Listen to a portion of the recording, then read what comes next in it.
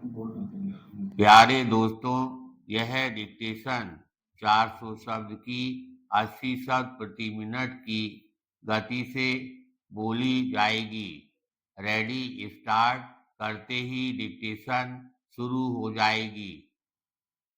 Ready start. महोदय, तब भी उन्होंने यह नहीं कहा कि इस महायुद्ध में भारत का पूरा योगदान होगा, तो भारत को हम स्वतंत्र करेंगे या स्वतंत्रता देंगे। युद्ध आकर सिर पर पड़ा है, युद्ध चल रहा है, फिर भी यह बात नहीं हुई, बल्कि तत्कालीन ब्रिटिश प्रधानमंत्री चर्चिल ने यह कहा कि मैं इस साम्राज्य को तोड़ने के लिए नहीं बैठा हूँ, मैं ब्रिटिश साम्राज्य के समापन में भागीदार नहीं बनना चाहता। इस बात के बाद हमारे सामने चारा क्या था, दूसरा भी महायुद्ध निकल जाता, टाल मटोल ही होता रहा। अब हम तीसरे महायुद्ध का इंतजार करते। लोगों को लगने लगा कि अब कुछ ना कुछ करना चाहिए।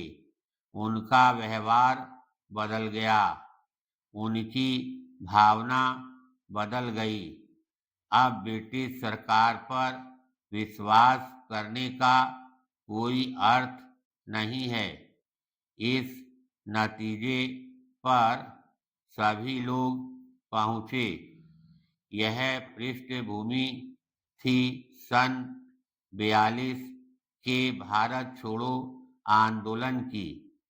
महात्मा जी ने बहुत समझाया, इतना समझाया, महीनों तक वो समझाते रहे कि देखिए कि एक परतंत्र देश आपकी सहायता नहीं कर सकता, दिल से नहीं कर सकता।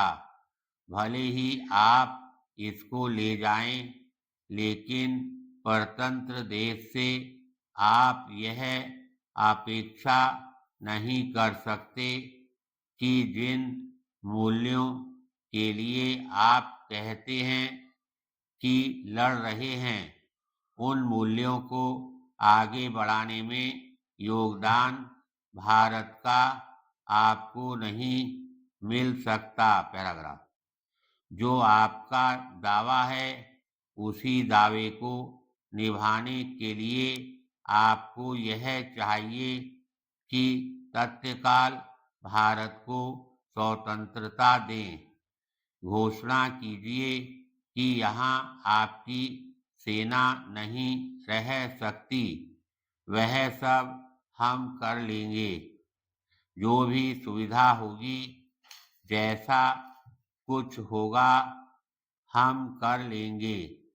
लेकिन पहले आपको घोषणा करनी पड़ेगी, क्योंकि अब ये पोस्ट डेटेड चेक्स जिनको कहते हैं, यह बंबई में आपको बताने की जरूरत नहीं है। बैंक्स क्या होते हैं, चेक्स क्या होते हैं, यह आप बहुत अच्छी तरह से जानते हैं। कोई बैंक आज डामाडोल हो और उस बैंक का 5 वर्ष के बाद का चेक आपके हाथ में पकड़ा दें, तो क्या करेंगे आप? उसे तो फाड़कर फेंक देंगे आप।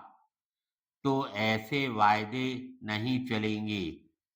चाहे जितने आप वायदे कीजिए, लेकिन इन बातों से लोगों को संतोष नहीं होगा।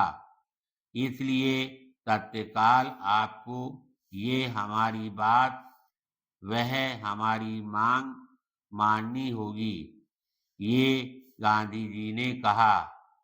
नहीं सुना, बल्कि सारे नेताओं को ले गए गिरफ्तार करके।